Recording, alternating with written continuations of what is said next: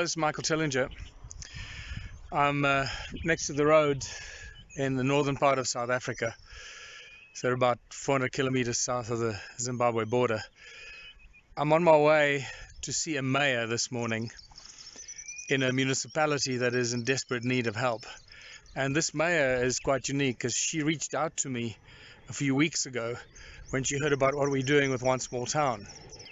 So yesterday I took about a 6-hour drive. I stayed over in a beautiful town called Mokopane in South Africa, and this morning it's another 50-kilometer drive or 60-kilometer drive to my destination and the meeting point with the mayor. But I thought I'd just pull off the road and just share with you the excitement and the enthusiasm and the work that keeps happening behind the scenes with the Ubuntu movement and the One Small Town. While I wait for the cars to go by, noisy road, just shows you how much noise cars make when they go past you. Here comes another one.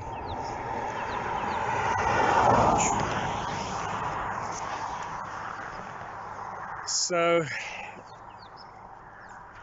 the reason I'm coming to see this mayor is really exciting because she's identified a few opportunities in her municipality that she would like to revive and use for the benefit of her community. And when I heard about this, I really thought that it's a female mayor. I thought this woman has really got her head screwed on, because this is a golden opportunity to use as a foundation and a platform to bring prosperity and abundance to this particular municipality and community, specifically in the field of healthcare, medicine, healthcare, and what we would call medical aid and hospital services. There is an abandoned hospital in this municipality, believe it or not. A hospital that's just been left abandoned. It's empty, everything is gone, but the building is still there. Now, anyone that knows how successful and how profitable the medical industry is will understand that this presents us with an incredible opportunity. And in fact, I've been waiting for a town or a mayor that identifies this opportunity to engage with. So this morning I'm on my way there to talk to the mayor and see how we could possibly use this as a platform to provide healthcare and medical services for the people of this community. And then there's another opportunity, and that is a sports center, a whole stadium that is standing unused, and that presents a whole different opportunity. So this is just what goes on behind the scenes. All the time, every day, I talk to mayors from different countries. I talk to people from different countries that have contacts with mayors and friends with mayors. And this is increasing, intensifying on a weekly basis. And the quality of contact that I'm making is getting better and better and better. So I truly believe that we are very close now. It's a nice little removal truck. Somebody is moving. I truly believe that we are very close now to making that breakthrough. It's been a long journey, but we can't give up. Just because it feels like it's not happening and no one is taking us up on this offer, it is coming. It's a process like everything else. It takes time, it takes persistence. And sooner or later, we're going to break through. Sooner or later, we will find that mayor that has the guts and the tenacity and the courage to take this leap. We know that the plan of action of One Small Town works. From the many engagements we've had. Wow, this little road that was so empty earlier has suddenly become very busy. I thought I'd have a quiet chat with you on a quiet country road. Well, that's clearly not the case. So let me finish this and I'll pick up in a different place where it's not so noisy. I'm very excited. I'll feed back to you with the results of this meeting, but I look forward to this. I believe we can create an incredible platform. And if we reach the agreement that I'm going to propose today, we might just recreate and plant the seed and create the foundation and platform for a whole new medical aid scheme and hospitalization and healthcare services for South Africans.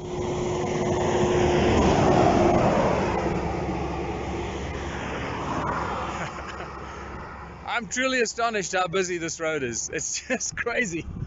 There was not a car that passed me for 30 kilometers, and now suddenly there's a stream of them.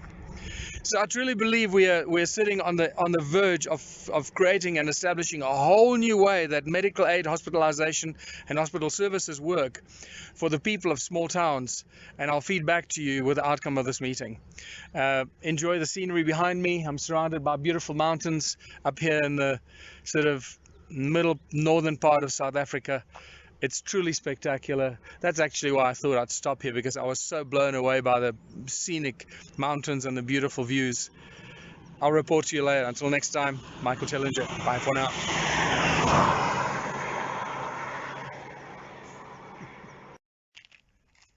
So here we are at the abandoned stadium. Just coming to have a look to see if there's any opportunity to, or what opportunities there are for rehabilitation. Behind me there's the entrance that we came through. You can see the outer perimeter of the grounds here, and in front of us you can see the stand, the grandstand, and some of the lights that are still standing. It looks like some of them being taken down, lights removed. Change rooms and toilets on the left there, and the access point to the actual stadium ground is here. And to the right here we have some vending stalls over there. This is the access to the stadium. You can see trees growing everywhere. The change rooms are underneath here, and there's some toilets in the background in the distance there. Beautiful grounds, absolutely beautiful grounds all around. You can see here the trees growing everywhere, just completely abandoned. This is what happens when corrupt municipal workers and councillors take over. So it looks like this was an athletics track as well. This is, you can see the oval. It's an oval track, so it was an athletics track. There's the grandstand from the stadium side, trees growing into it, and see some of the floodlights are still up here, some of them being bent down and the lights removed, but they're still standing at least. Here you can see the old rusted soccer goals. And there's actually seating space all the way around. If you look behind the trees that are growing here now, there's seating space all the way around. So this is a beautiful sports ground that should be utilized by the community, and it's not. So when I say abandoned and vandalized, I'll give you an idea what I'm talking about. That's what it looks like when these buildings, stadiums, factories, warehouses are abandoned by municipalities. That's what happens.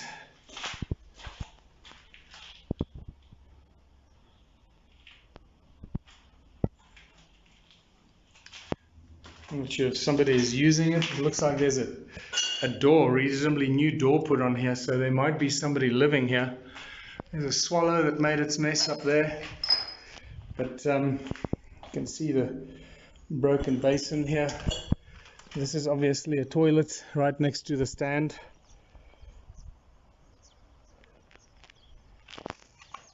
There's a grandstand right here.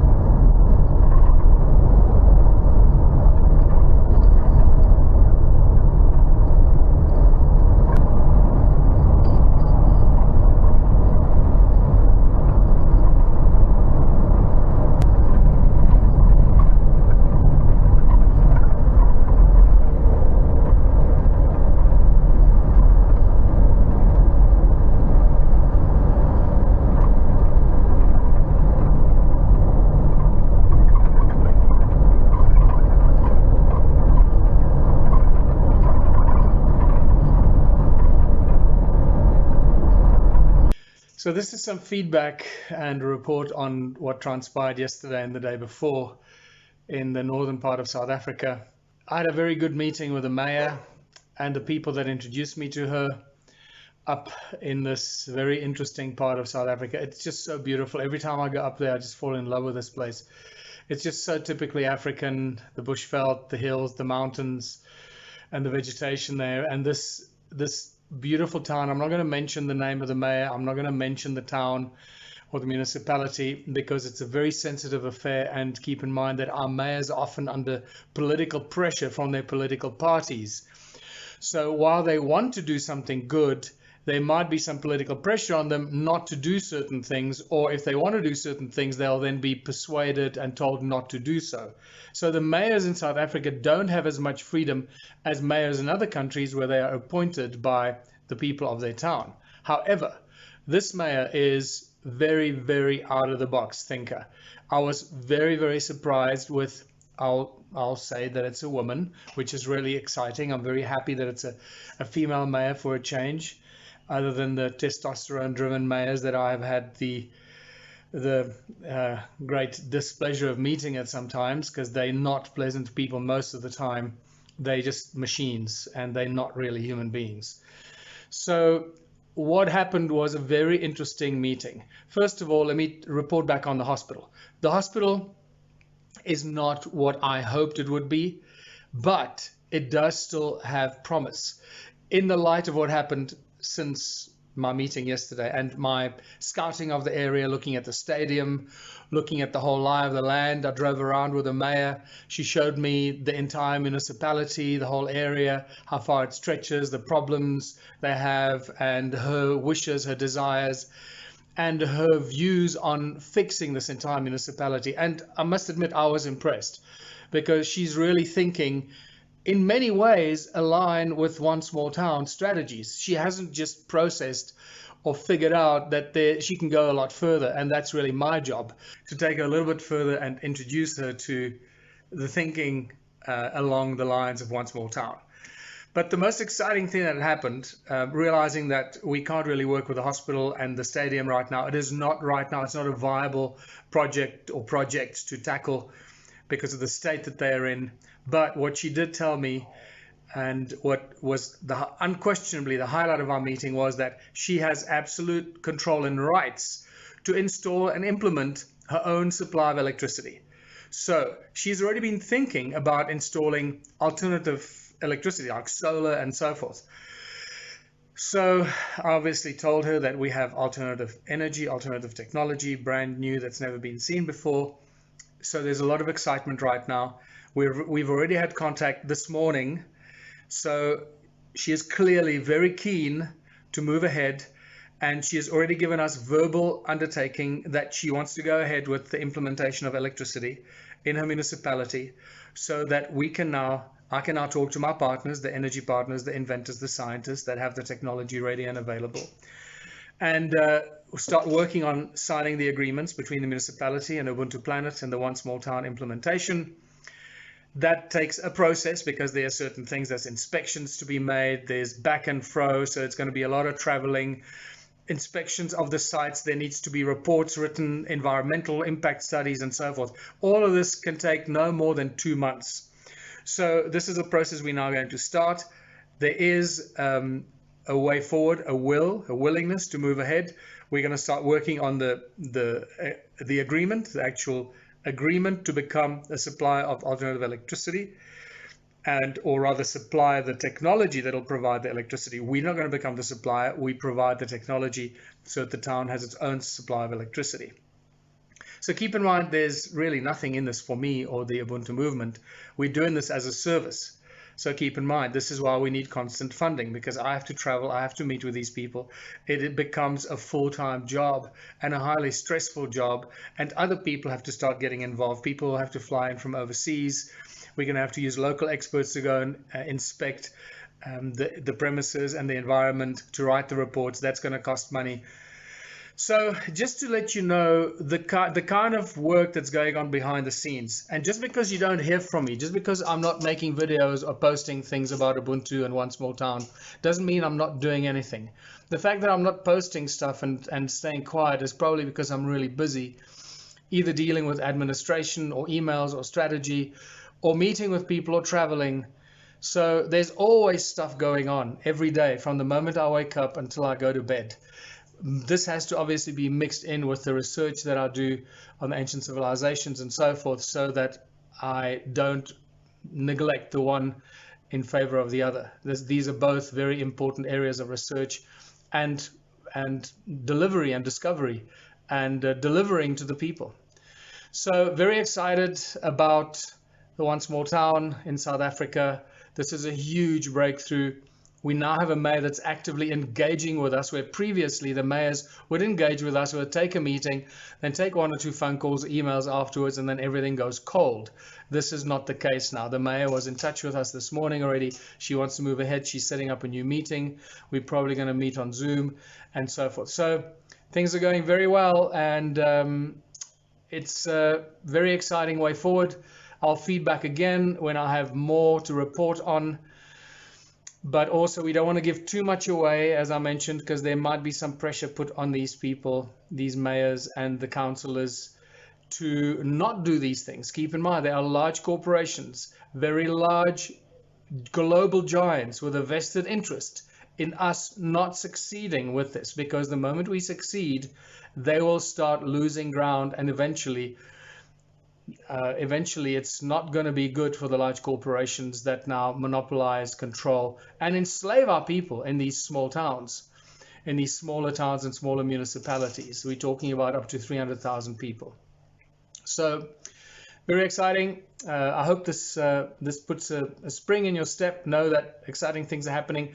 Also take note that there's very exciting stuff going on in Brazil, in Germany, in the USA, in Canada as well, and in the Philippines and in Australia and many other countries that I don't talk about, because in the beginning we keep things quiet, because if we blow the whistle too soon, it's like literally just almost jinxing these projects. So I constantly have to balance the publicity and the press releases and the videos and what I share with what we need to hold close to our chest, so that while we are putting the foundation in and building the groundwork and making sure the foundations are strong for the One Small Town.